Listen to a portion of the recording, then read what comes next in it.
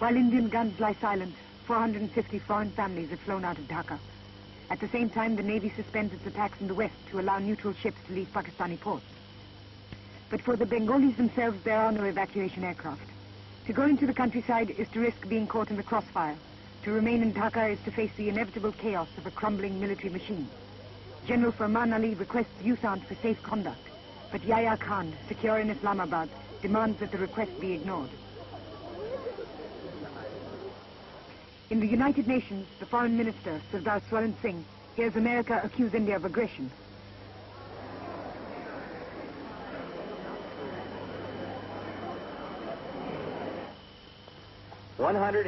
But America's moral posture seems hollow to India as the nuclear-powered 7th Fleet of the United States moves into the Bay of Bengal.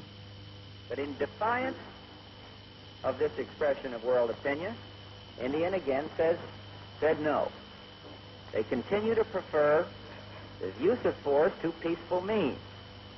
India, which over the years has sought to reflect in and outside of this chamber the moral force of the world, the very precepts for which its great leaders, Gandhi and Nehru, stood, is now disregarding the Charter of the United Nations. This one-sided and partisan attitude of the distinguished representative of United States of America has shocked and surprised us. The U.S. is entitled to its own opinions and interpretations. So are we. But facts are facts and must be stated. Right from the beginning of this unfortunate situation that has arisen in the subcontinent, India had been asking for a political settlement acceptable to the elected and acknowledged representatives of the people of Bangladesh. In Delhi, anti-American feeling reaches a crescendo as America cuts off economic aid to India.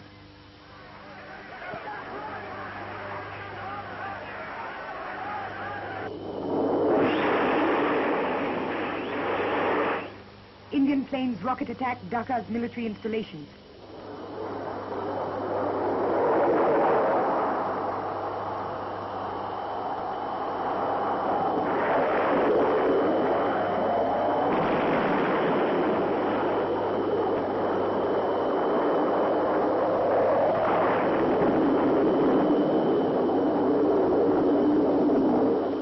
The panic-stricken governor of East Bengal resigns. An eyewitness report by a British journalist.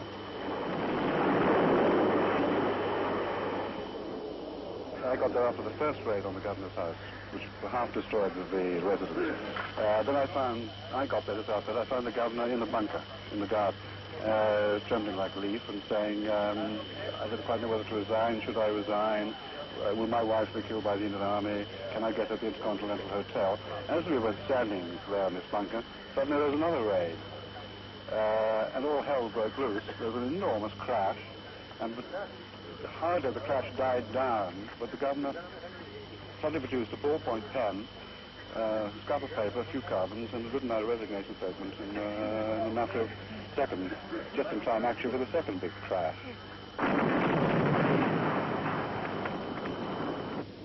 The noose around Dhaka is drawn tighter with the help of the Indian Air Force's helicopters. It takes 72 hours for the helicopters to put enough men behind Pakistani lines to capture Sylhet. Now the choppers drop troops onto the very outskirts of Dhaka. The engineers of the Indian Army provide instant mobility by building bridges as fast as the Pakistanis can blow them up. The hallmark of the Indian campaign is the complete coordination between the service wings. On the eastern front, the Mukti Bahini provide military intelligence and ancillary offensives.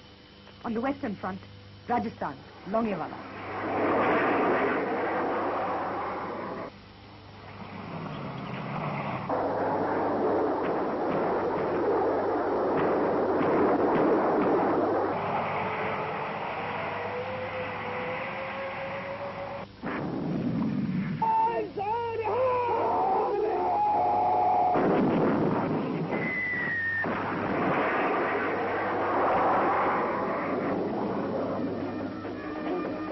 A meticulously mounted tank, air and infantry operation regains territory taken from India at the start of the hostilities.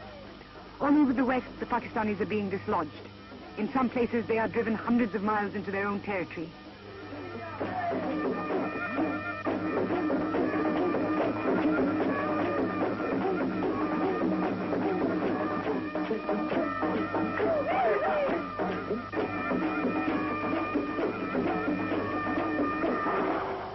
Dhaka is now within the range of the Indian artillery.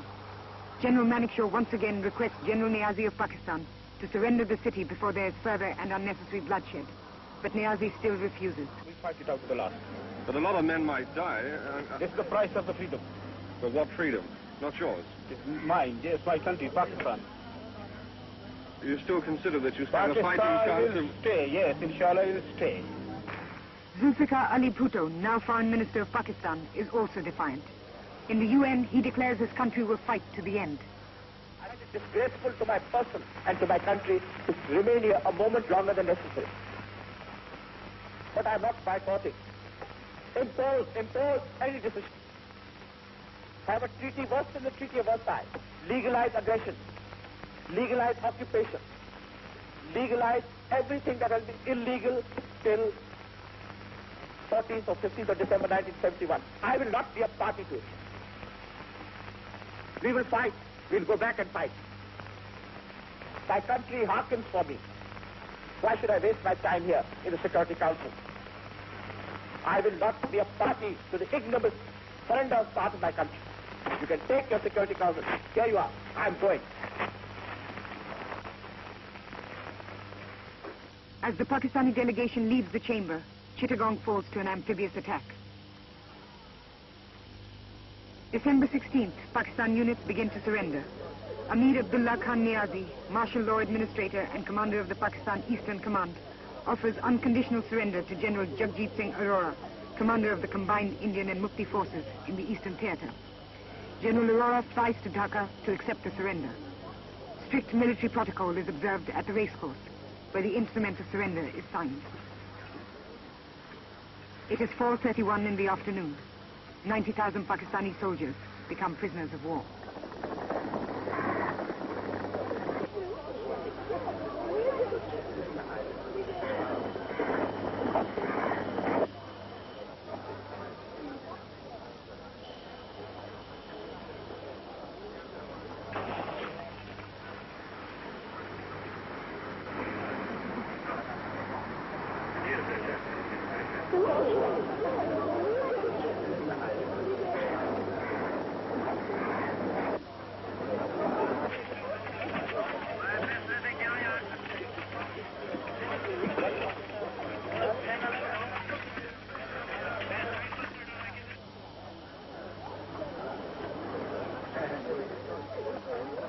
Dhaka is free. Bangladesh is free. The people of Bangladesh are free.